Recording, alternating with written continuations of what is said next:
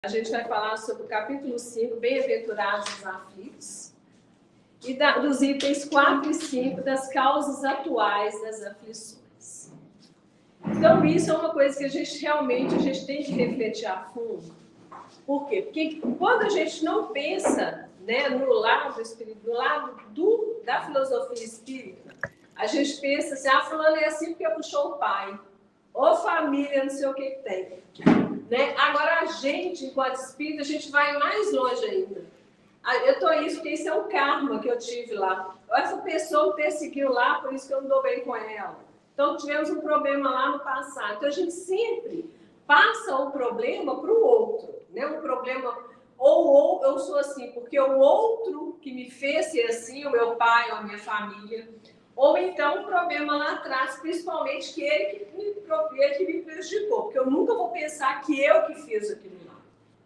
E então a gente tem que mudar isso aí. A gente sempre tem que pensar o seguinte: se eu tenho algum problema hoje, alguma aflição hoje, eu sou responsável por isso. É aquele assim, ninguém vai me fazer feliz, ninguém vai me fazer triste, eu sou responsável pelo meu destino.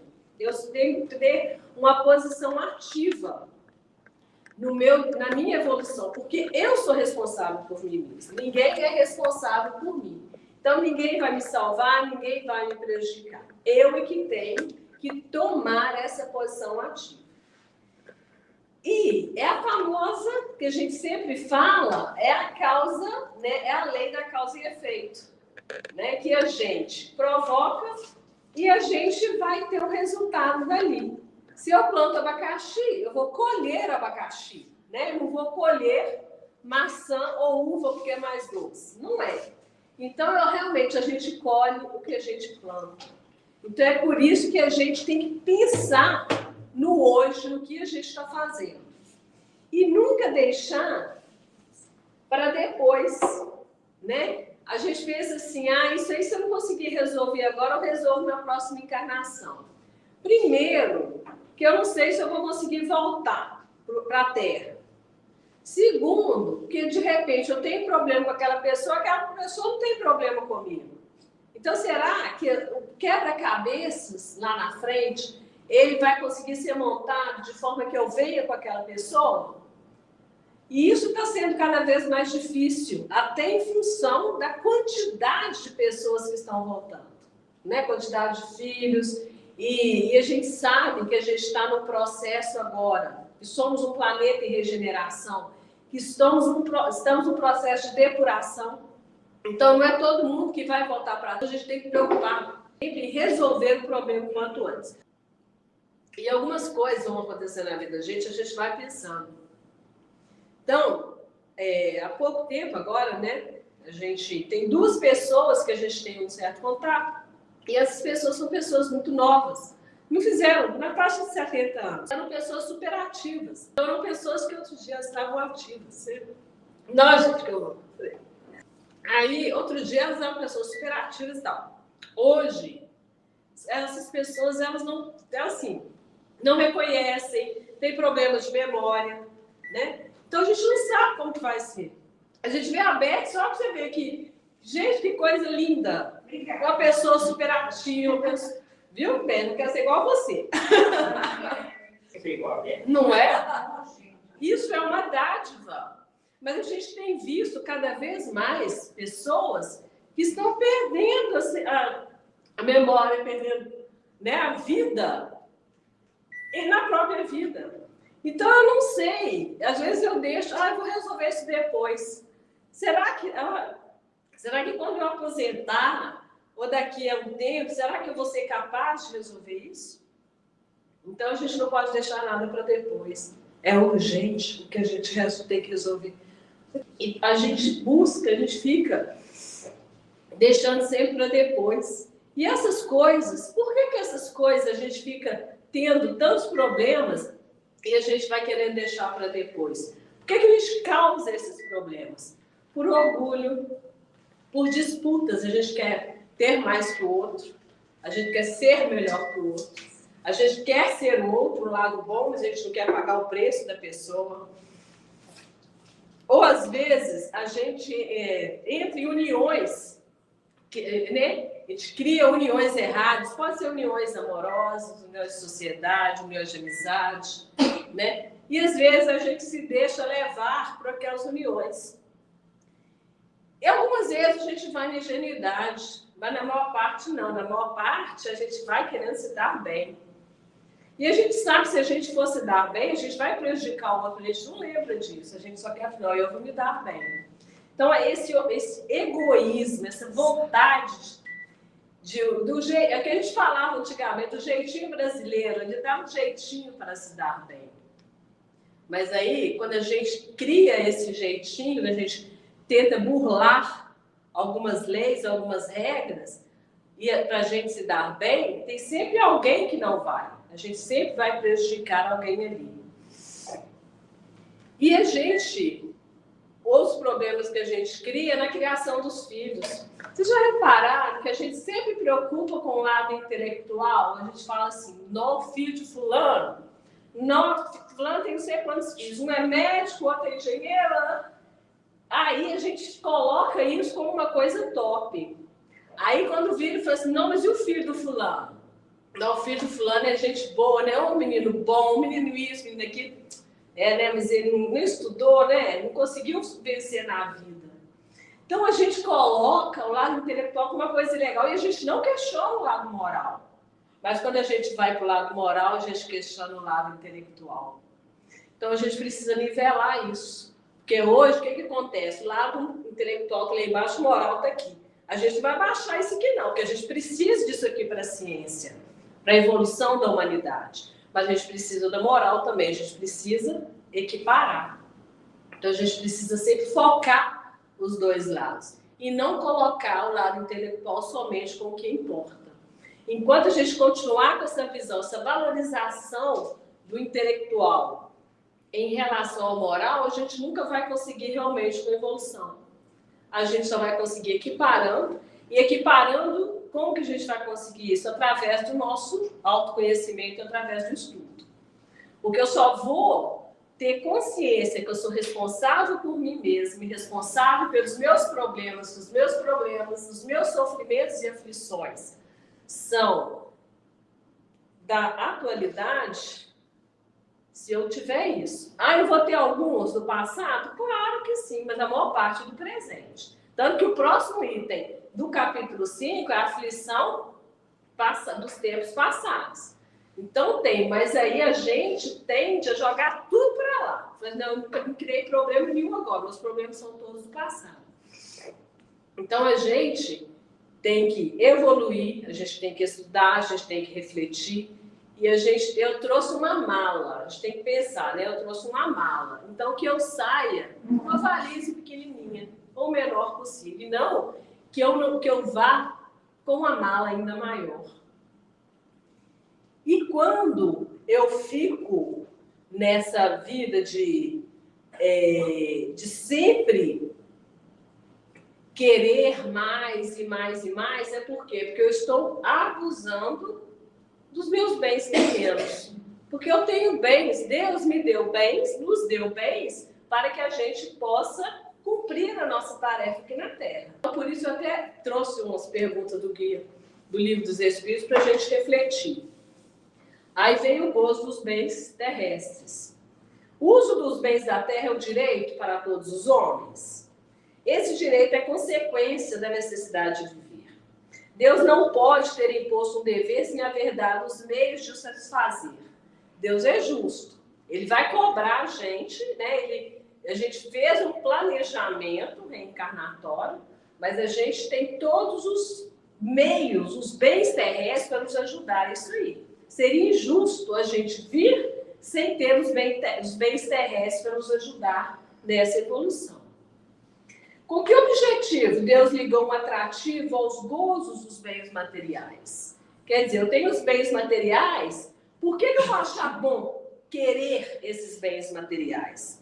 Para excitar o homem ao cumprimento de sua missão e também para o provar pela tentação. Qual o objetivo dessa tentação? Desenvolver sua razão, que eu deve preservar dos excessos. Se o homem não fosse excitado ao uso dos bens da terra, senão pela sua utilidade, Sua indiferença poderia comprometer a harmonia do universo. Deus lhe deu o atrativo do prazer que o solicita ao cumprimento dos objetivos da providência. Mas, por esse mesmo atrativo, Deus quis, por outro lado, experimentá-lo pela tentação que o arrasta para o abuso, do qual sua razão deve defender. Então, nós temos os bens materiais aqui, mas temos que usá-los com responsabilidade. Então, não temos que usá-los em excesso, porque se a gente for usar em excesso, vão ser as causas e aflições presentes, que a gente vai achar que é do passado, né? E que vamos levar para frente. Aí lá na frente vai ser do passado, mas do passado da atual reencarnação. Então, esse é o cuidado que a gente tem que ter. Os gozos têm limites traçados pela natureza? Sim, para vos indicar o limite do necessário. Mas, pelos vossos excessos, chegais à saciedade e vos punis vós mesmos. Então, a gente sempre, se a gente não se controlar, se a gente não se conhecer, não tiver ter um foco, né? O que vai acontecer? Eu sempre vou querer mais. Eu vou disputar com o outro, eu tenho os meus bens aqui, o outro tem lá, mas eu quero dele. Eu quero ter mais igual ele. Eu quero, a grama do vizinho é sempre mais verde, né? Isso que a gente fala. A gente começa a se comparar e sempre quer mais e mais e mais. Isso é o grande problema das nossas causas, das nossas aflições. Que pensar do homem que procura nos excessos de todos os gêneros um refinamento de seus prazeres? Pobre natureza, que é preciso lastimar e não invejar, porque ele está bem próximo da morte. É da morte física ou da morte moral que ele se aproxima? De uma e de outra. O homem que procura nos excessos de todo o gênero um refinamento dos prazeres coloca-se abaixo do animal, porque o animal sabe se deter na satisfação da necessidade. Ele abdica da razão que Deus lhe deu por guia, e quanto maiores seus excessos, mais da natureza animal império sobre sua natureza espiritual. As doenças, enfermidades, própria morte, que são consequências dos abusos, ao mesmo tempo são punição à transgressão da lei de Deus. Então, nós temos os nossos desejos, sim, mas nós temos que controlá-los, né? Por isso nós temos a nossa vontade. A vontade é fazer o que se deve fazer, nem sempre o que se deseja, né? Porque o que deseja nem sempre é o melhor. E nós não somos animais irracionais. Estamos aqui, temos plena consciência do que somos, do que temos, do que precisamos, e vamos controlar isso, né? Evitando os excessos. Porque outra coisa que a gente tem quando desses excessos dos bens materiais, são as doenças psicológicas. Porque quando eu não tenho, eu quero ter, aí eu tenho ansiedade, eu tenho depressão, eu tenho crise de pânico muitas vezes, eu tenho todas essas doenças que de repente, a gente não teria se a gente fosse mais tranquilo na vida, mais consciente. Aí o que acontece? Eu vou aos meus excessos, eu bebo demais, eu como muito açúcar, e vou criando, ou como muita gordura, que eu não controlo, e aí o que acontece? Suicídio. Ou eu fumo demais, uso drogas, isso é o quê? Suicídio. Porque quando a gente pensa em suicídio, a gente pensa o que é? Fulano suicidou como? Deu um tiro na cabeça, pulou não sei de onde? Não. Às vezes ele fumou a vida inteira, teve um efizema e morreu. Ou às vezes ele comeu açúcar até morrer, porque estava com diabetes, foi comer. Então, coisas desse tipo que a gente nem sempre... A gente pensa que é um suicídio, mas é um suicídio lento. Mas não deixa de ser. Né? Outro dia eu estava lendo uma história, realmente, uma história verídica de um trabalhador de espírito, aí falando que esse trabalhador era maravilhoso, ele era perfeito, ele era vigilante, ele era bom, ele era tudo. Aí só que ele gostava muito de dirigir. Então o carro dele era perfeito, a mecânica maravilhosa, tudo. Só que quando ele entrava no carro, ele se transformava. Porque ele gostava de correr, ele gostava de, né, ultrapassagens e tal. E ele faleceu, né, ele desencarnou através de um acidente. Aí foi considerado suicídio? Sim. Mas ele não teria isso, ele não estava escrito no planejamento dele, não. Ele morreria de causas naturais, não sei em quantos anos. E ele foi antes. Então é um suicídio. Então, querendo ou não, depois ele vai ter que voltar, se ele não voltou até hoje, para ele cumprir esse prazo que ele perdeu. Ele ia falecer de repente com 80 anos. Ele faleceu com 50. Então, esses 30 anos ele vai ter que voltar. E como que ele vai voltar? A gente não sabe. Né? Porque quando a gente volta, é uma pendência que ele tem que resolver. Aí, por isso que vem com tantos problemas, às vezes, e a pessoa não sabe do que é. É claro que a gente não pode colocar isso como regra. Fulano lá no ano, porque aconteceu alguma coisa. Não é assim. De repente, ele possa ter aquele problema para ajudar alguém a resolver um outro problema, né? Uma coisa assim. Mas se a pessoa faz o suicídio, comete o suicídio, mesmo que suicídio lento, ele vai ter que resolver mais cedo ou mais tarde. E quando a gente resolve isso mais tarde, fica cada vez mais difícil. E para a gente finalizar, gente, eu trouxe uma mensagem do livro Estude e Viva. O bem antes.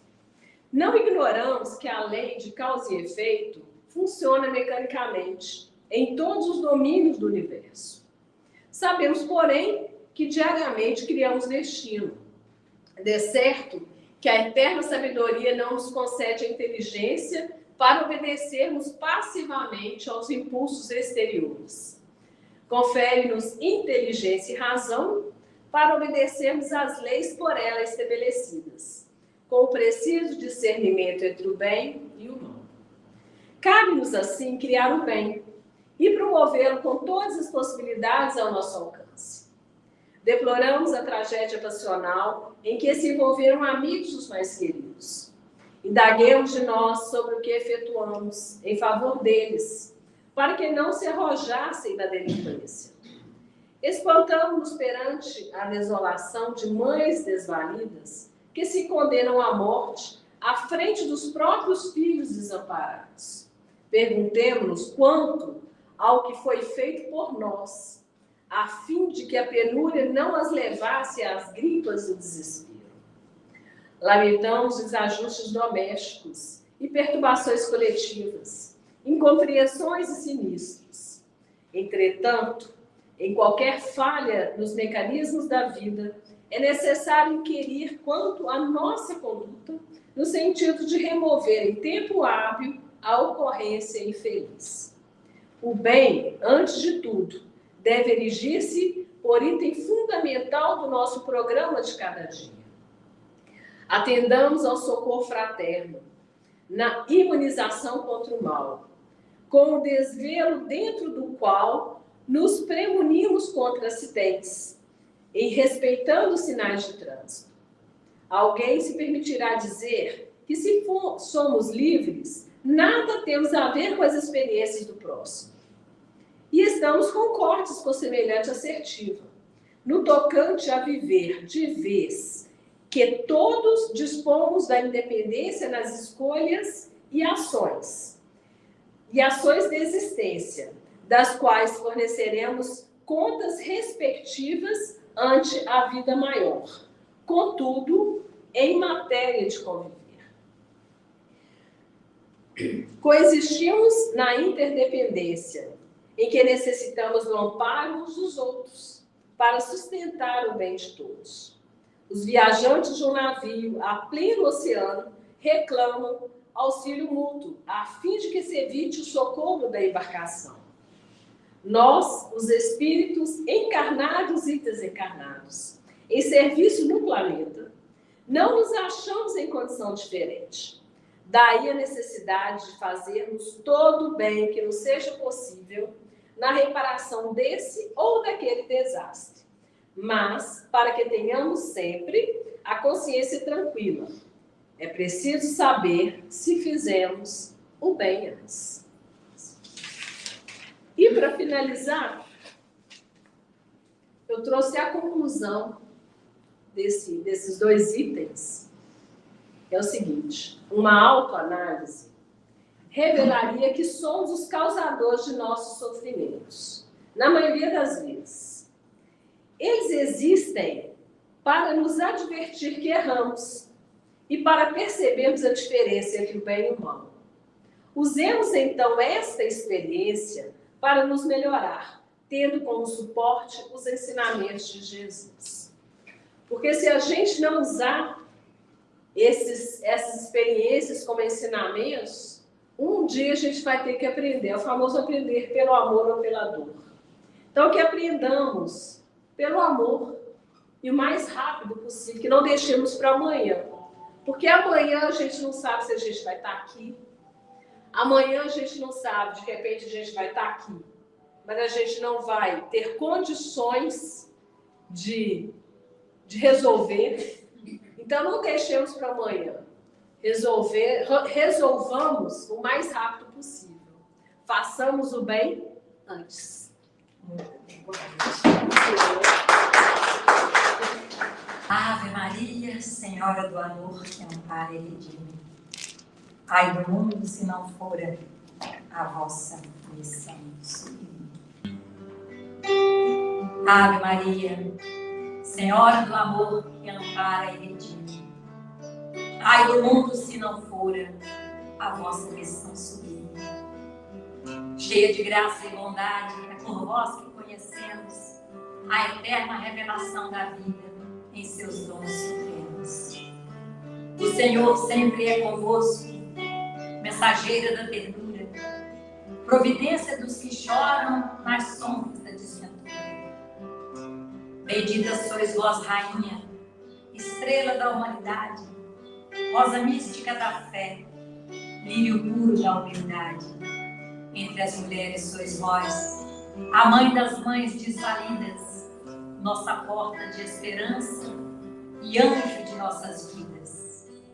Bendito o fruto imortal de vossa missão de luz, desde a paz da manjedoura às dores além da cruz. Assim seja para sempre, ó divina soberana, refúgio dos que padecem nas dores da luta humana. Ave Maria, Senhora do amor que ampara e redime. Ai do mundo, se não fora a vossa missão sublime. Ave Maria, cheia de graça, o Senhor é convosco.